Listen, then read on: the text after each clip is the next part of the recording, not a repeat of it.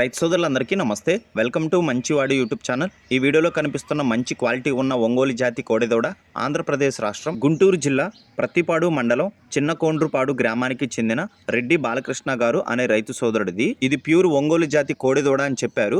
వయసు 10 నెలలు.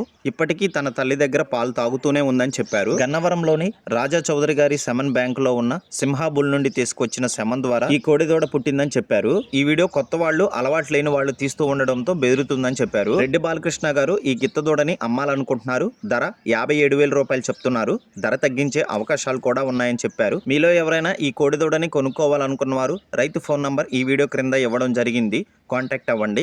అలానే మీ దగ్గర ఉన్నటువంటి పొంగనూరు మరియు ఒంగోలు జాతి ఆవులు, ఎద్దులు, కోడెదూడలు, పందిపి ఎద్దులు అమ్మకాల కోసం మన ఛానల్ని సంప్రదించండి.